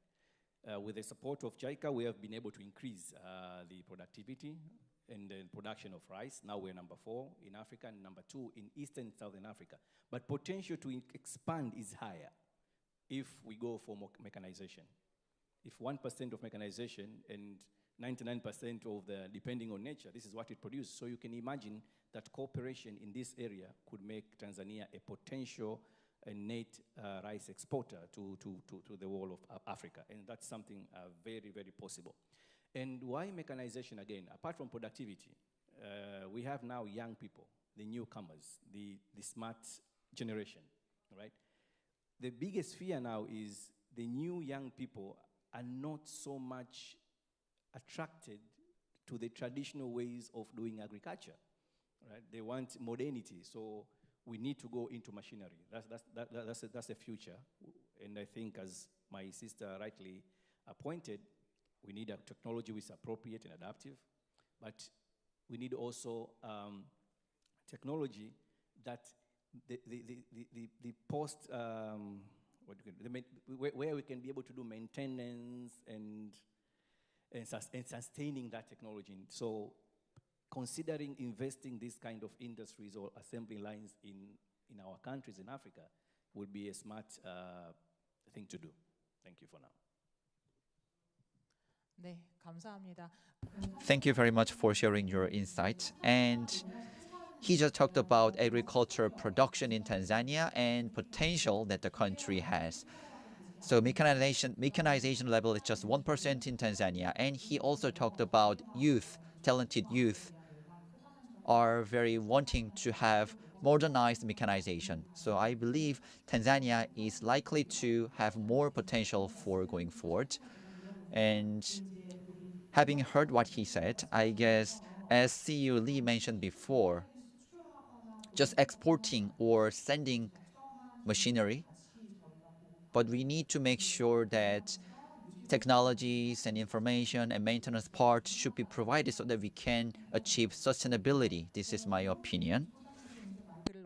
I'd like to give the floor to Mr. Kim. You can share the comment for the presentation or share your own thought as well. My name is Kim Young-in from the Development Marketing Institute. As I was listening to the presentation, I found it quite informative, and the machinery and agriculture industry in the African continent are being discussed, and let me share some thoughts on it. First, the agriculture industry in Africa. When we talk about the African agriculture industry, usually we are not able to get access to the primary data. We go through the international organization or data produced other institute and do the discussion. So sometimes the data is sometimes not that much relevant to the discussion we have. For example, the climate change and food crisis are happening in the African continent. So they talk about the maize and millets. But in case of West Africa, the productivity of rice has risen rapidly. So we are providing a lot of support for the rice production as well.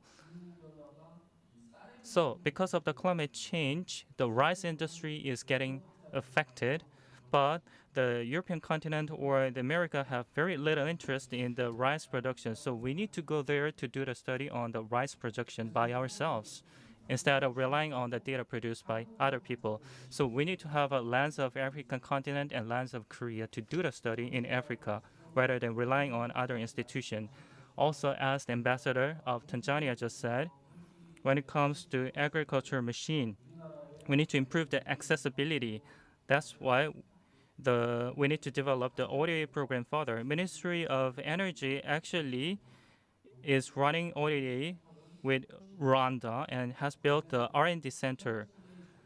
So they plans to produce the customized machines, training the local experts at the same time.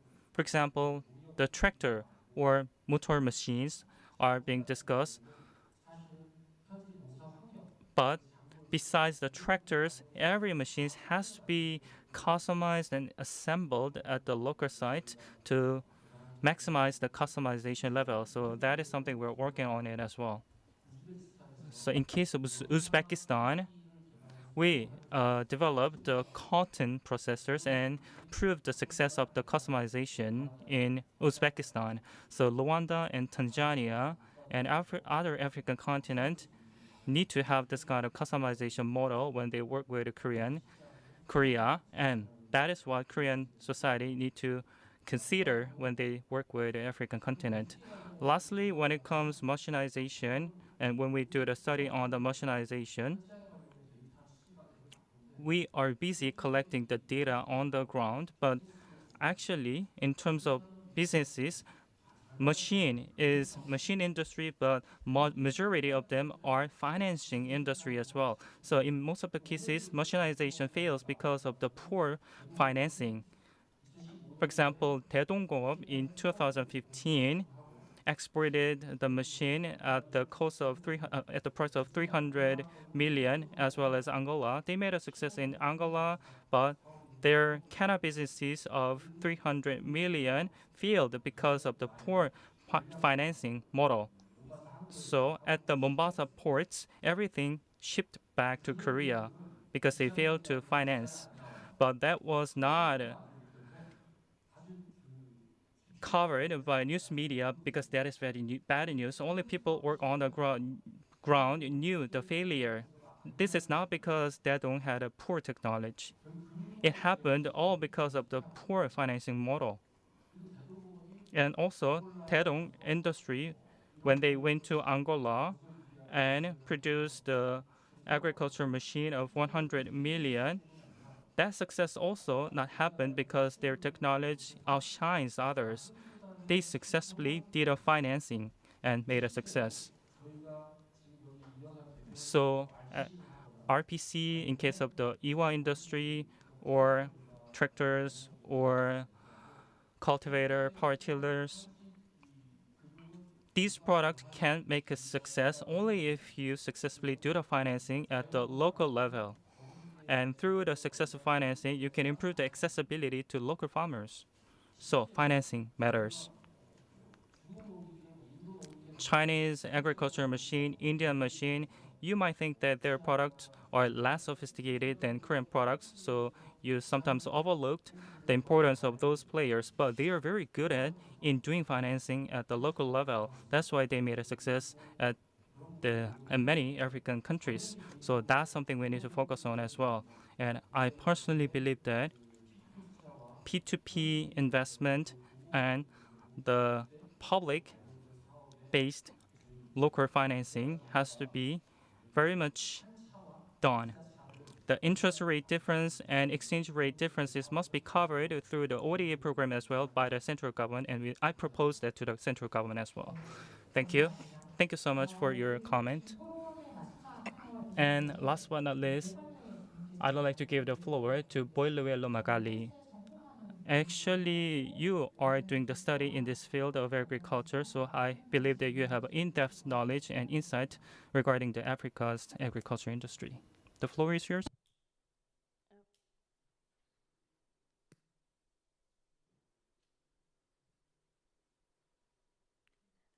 Thank you for the opportunity to be part of these discussions, and I would like to say thank you to presenters for very relevant presentations, especially to my continent, Africa. So I would also want to zoom into my country, Botswana.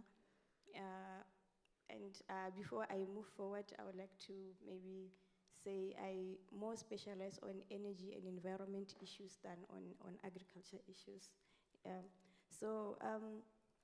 When we talk about agriculture activities in my country, agriculture is an economic activity and supports household stabilities in my country. So it's a great source of income for rural communities, and it hasn't been done at high levels or at mass productions. So, but Botswana has an area of 600,000 kilometers square, of which 46% of it is designated to agricultural activities.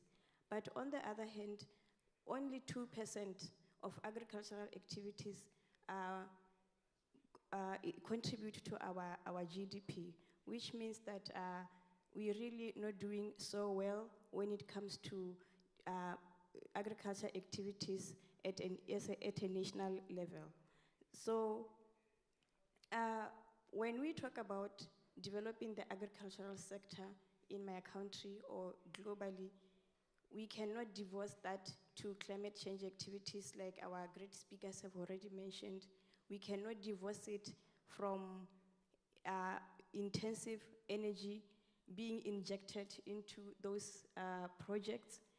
And these three topics, or these three words, you will always see them in one sentence. In all of the articles you'll come around, you'll see energy, climate change, and great output.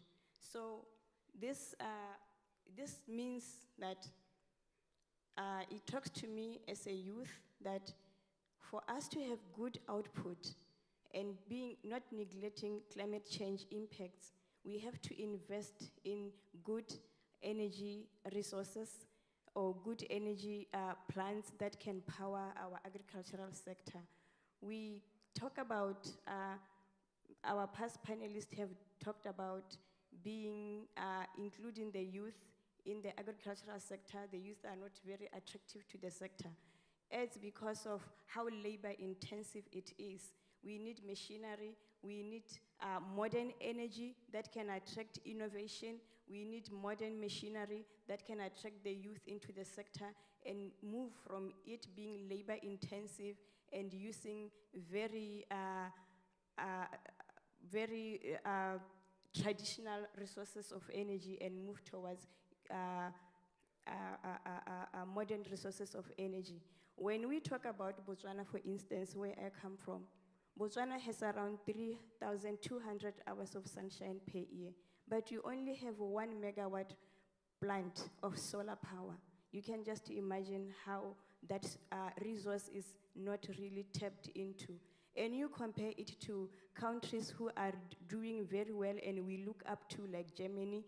Germany has around only 1.6 hours of sunshine in a year, but they have the installed capacity of more than 40 gigawatts of solar energy in their country. As we can see that in Africa, most of African countries, when we compare it to other countries who are doing well with renewable energies, African countries, they have more of the resource which is not really tapped into. And again, when you look at agricultural activities, they are located at outskirts of the countryside, where the grid, power from the grid does not reach those farms, of which it poses a very great opportunity for those areas or for those farms to be reached through clean energy resources like solar and wind. I know when we talk about transitioning to renewable energies, moving away from fossil fuels, it's a very critical issue that people feel it has to be done we have to do what they call just transitioning to renewable energies or to cleaner fuels. It's still a topic that raises a very issues that need to be attended to with great caution. But I would like to say, as the global community, we can take it back to days where we were talking about sustainable development. The same way that sustainable development raised chaos, and we spend a lot of time on conferences, on forums, trying to figure out what is sustainable development. And at the end, we made it. The same applies to transitioning to greener fuels, transitioning to cleaner fuels. We can do it as much as we did when we were talking about sustainable development. Thank you. 네, 감사합니다. 저희가 Thank you so much for your contribution. Actually, one of the most frequently quoted quotation is that 54 African continents emit only 4% of the emission globally. However, their presence in the field of agriculture, their agriculture industry is very seriously affected by climate change. So when we talk about the climate change, we also talk about the climate financing as well. So Korea and other huge carbon emitters need to create a climate fighting finances to help the African continent so that we can help them to adapt to the climate change and build the capacity for them, and their agricultural capacity should be reinforced with such financing with the help of the global community. I do agree with that. Many panelist members, I gave the floor to every panelist members, and regarding the topic of the presentation or the topics raised during the discussion, if you have any question or if you want to add any comments to CEO Lee or Dr. Lee, Dr. Kang, you heard a discussion as well. So if you have any question or add some comments, please signal me. I will give the floor to you. Okay. Hello everyone. My name is Ham Young-woo from SPEAR. My institution are not producing machines, but we are using biomass to produce biological fertilizer, animal feed, and we create a kind of protein product mostly. Recently, in North Africa, I received the contact from North Africa for the technology transfer, or some businesses even want to build a plant to produce our products at North Africa. But in most of the cases, we need to use our own capital to build those kind of facilities in Africa. Like Mr. Kim said, the financing do matters, and sometimes I can receive some financing support from local government in some cases. But in case of Bangladesh, it is not an African country, but in case of Bangladesh, I receive many requests for technology transfer and partnership as well. But whenever I talk with the KOICA or local Bangladesh branches, they insist that you should not come here because the environment here is too weak and poor here. And while thinking about advancing into other countries, maybe local countries have resources and technologies, and to adapt those technologies, then I want to know whether African countries politically support the company and whether African countries are trustworthy enough when it comes to financing, international financing. And we recently certified as a national competitive company. So since we can get many support from financial support from the government, so we'd like to go into other countries like Tanzania or African countries. So I'd like to ask a question whether you African countries can import or adopt some technologies from other countries. Do you provide some financial or political support for Korean companies? So any ambassadors, could you please give an answer to that question?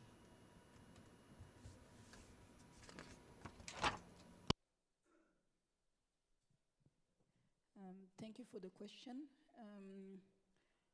I do think I've heard this question several times, so it's an opportunity to also clarify a bit. I think if I understood the question well, it was one on the political support and on the government or the financial possibilities of support. So like I said, I will speak about Rwanda in particular. My colleague will give you more information on the rest, probably Tanzania and maybe more countries if you know more. The case of Rwanda, we do have a track record of doing this with other investors. It's not the first time, and it's not probably going to stop anytime soon because we believe that the development will happen with other partners. So one of the forms that I spoke about earlier is the PPP, the private-public partnership, where we can team up with the private sector as government. But we can also explore GVs where it would be a local company that team ups with you. The political will is totally there because in the case of Rwanda, we spend a lot of time trying to always reflect on how we can make our business environment easier for investors. And we do globally rank in the top 30s of countries where it's easy to do business. So that means that we as a government really focus on making sure you can do business and you have our support. And then when it comes to investment, you do have a lot of incentives depending on the amount of money you invest. Beyond the tax, there can be all kind of agreement to make sure that it can make business sense for you as well. I think, in a nutshell, that's the point. I think you talked also about financing, how trustworthy governments are. Well, I think it's international, right? Each country is also rated. So beyond just giving us our word as representative of government, I think you can always see the rating of a country, which will give you a certain level of confidence in the economy of the country and its future. I think I will leave it here. His Excellency. Thank you. Just to add, commitment is there 100% and 10. And it's for simple reason I said before that for my country, agriculture is almost everything. So it's politics, it's economics, it's everything. So productivity in agriculture is something that we are looking forward to, something we're investing so much. And I can give you examples, I would say. I gave example of rice production, for instance. We have worked with JICA, Japan, with the Japan companies. We have able to raise the rice production. Korea companies have not yet come to Tanzania, but I know there's some projects we're doing already with Koika in the rice production, but in the small scale, something that we need to scale up. And big companies like Yara, who is the biggest seller of fertilizers, has opened its office and plant in Tanzania. And we're actually in Tanzania, we are one of the net importers of fertilizers, for instance, right? So that's what we need. The government has a support. In case, with India, we have worked before on the line of credit. They supplied us with a power tiller, but they did not work for so long. Maybe the question of adaptive did not work so well, but we already done that with India before, and I know that my government is ready to do that with the Koreans. So once we establish the right technology, machinery, the right business model, it's something that is workable. In case of credibility of international finance, I mean, as my sister said, you just simply have to go to whether it's Moody ratings, whether you go to the World Bank, IMF, the ones which are known in the world, and you will see that. Of course, just to add, EDCF fund through Koika Exim Bank is working with Tanzania already. Between 2014 and 2020, Korea Exim Bank financed Tanzania $733 million. And between 2021 to 2025, we just signed in August $1 billion. So you can tell that your government itself trusts Tanzania when it comes to that. So it's a question about how you come out with a project that answers to the challenges of agriculture that we have. And can I borrow 1 more minute to add something here? When we talk mechanization, and I also noticed in this panel, most of the times we're talking about mechanization, machinery to improve productivity, which is also good. So that's why the issue of tractor and power tillers comes straight away. But I think another problem that we have having in Tanzania, and which is probably in Rwanda and many African countries, is actually on the maintaining the crop while it's on the farm and harvesting and post-harvesting. And most of the times we don't focus on those. We focus much on the productivity. And we tried some before. We once imported a lot of tractors from Iran, another time from India. We bought the other ones from China. But the issue here, what we see in terms of now farmers responding, the farmers, yes, they may need this machinery, but they have alternative to it. At least in my country, still the family labor is there. The labor is there. So you can at least do intensive labor. You can skip that part. But the biggest problem is when it comes to keeping the products, technology in terms of the pesticides control, technology in terms of harvesting, technology in terms of preserving the food, because post-harvest loss is the big problem in Africa. Thank you. 네, 감사합니다. 시간이 이제 거의 Thank you very much. Due to time constraints, we are not able to receive more questions further. So if you have more questions, please ask them after the session. And allow me to briefly introduce the Korea Africa Foundation. And we do not have enough information regarding African countries, so we provide business guidelines and we provide some information. We have been carrying out projects to strengthen capacity of SMEs and startups. So please visit our website, and every information we published is available on site. And please reach out to me, then I will try my best to give answers. So Today we are holding this Korea Africa Agriculture Business Forum in this beautiful island, Jeju. Once again, I'd like to thank all the speakers and panelists for sharing your insightful opinions, and I wish you success, and I hope we'll be able to meet soon. Thank you very much for your attention.